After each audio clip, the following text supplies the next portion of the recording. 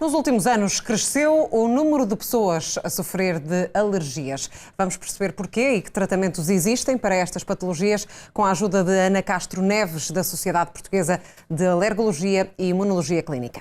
Boa noite, bem-vinda. Qual a dimensão deste aumento e de que tipo de alergias estamos a falar? Alimentares, respiratórias ou a medicamentos?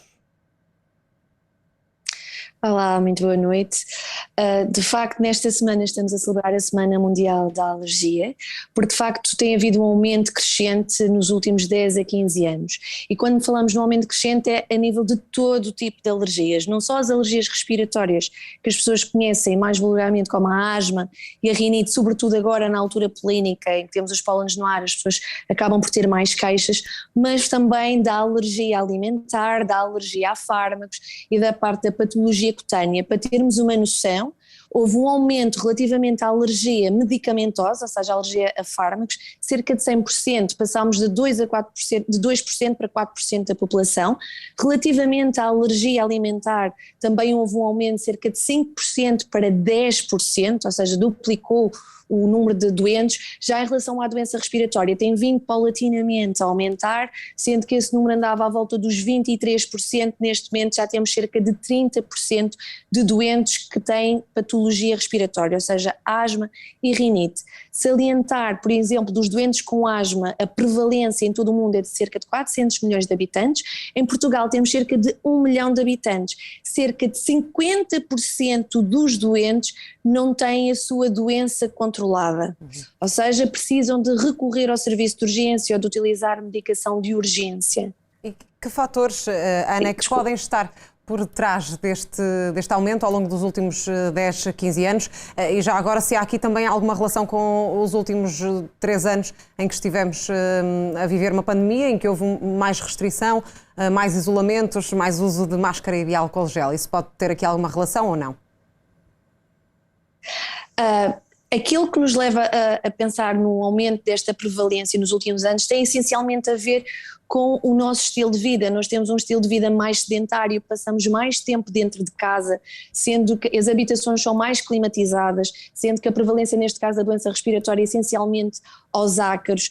O facto de termos uma vida mais sedentária leva a que haja um aumento da obesidade, a poluição atmosférica, o tabagismo, são tudo fatores que contribuem para este aumento. Relativamente a estes últimos 2 anos, em que tivemos em confinamento, digamos que não será necessariamente por causa do confinamento, isso acaba por ser especulativo, ou seja, não está ainda demonstrado cientificamente.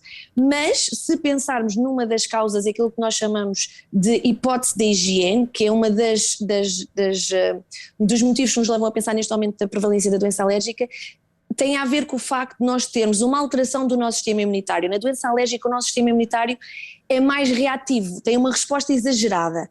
O facto de nós vivermos num ambiente mais higienizado, ou seja, nós não temos tantas infecções como tínhamos há uns anos atrás, digamos que o nosso sistema imunitário, que estava habituado a responder a essas infecções, deixa de estar ocupado para essas respostas e passa a estar disponível para isto. Portanto, se nós pensarmos que com o confinamento acabou por existir de certa forma menos infecções ou menos infecções respiratórias, poderemos pensar que possa haver de facto um aumento da doença alérgica, mas será apenas e só meramente especulativo. E de que forma é que podemos controlar as alergias, Ana? Dependendo, é assim, as pessoas devem dirigir-se a um imunoalergologista, primeiro para conseguir diagnosticar a sua doença alérgica. Existem vários testes diagnósticos, aquilo que as pessoas conhecem mais frequentemente são os testes das alergias. Nesses testes nós vamos testar os alergénios mais frequentes de doença respiratória. Atenção, pólenes, epitélios de animais, fungos e os ácaros. Há cuidado, depois da pessoa saber que ela é alérgica, há determinados cuidados que pode ter. Depois temos o tratamento que consiste em inaladores, ou seja, corticoides inalados, seja por via inalatória para a asma ou para a rinite, os antihistamínicos, no caso das doenças cutâneas, os cremes para a pele, no caso da asma depois ainda temos a medicação de alívio sintomático, é aquilo que nós queremos que os doentes não utilizem, porque significaria que estão controlados. Mas existe uma terapêutica que é muito importante falar-se dela, que são as vacinas das alergias. Ou seja, enquanto o resto do tratamento são tratamentos sintomáticos, ou seja, nós conseguimos diminuir a quantidade de sintomas que o doente tem, conseguem viver já com uma boa qualidade de vida, as vacinas das alergias conseguem modificar esta resposta alérgica. Ou seja, depois nós sabemos aquilo que o doente é alérgico, conseguimos tratar a alergia do doente de forma a que o doente não necessite de fazer tanta medicação, nem tenha tantos sintomas. Ou seja, a nossa necessidade de consciencialização para os doentes de doença alérgica é que, de facto, atualmente, com o arsenal terapêutico que nós temos, é possível ter uma boa vida, ter uma boa qualidade de vida, uma vida igual a qualquer outro doente que não tenha patologia alérgica. Há alguém que tenha mais propensão para ter alergias? Nós sabemos que os fatores genéticos, a doença alérgica pode surgir em qualquer idade, desde o recém-nascido até ao idoso. Sabemos que há fatores genéticos que obviamente fazem com que tenham maior probabilidade de vir a desenvolver alergia. Cerca de 50% dos doentes que têm alergias, talvez até um pouco mais, têm familiares com doença alérgica. Contudo, o facto de não existir familiares não significa que o doente não seja alérgico.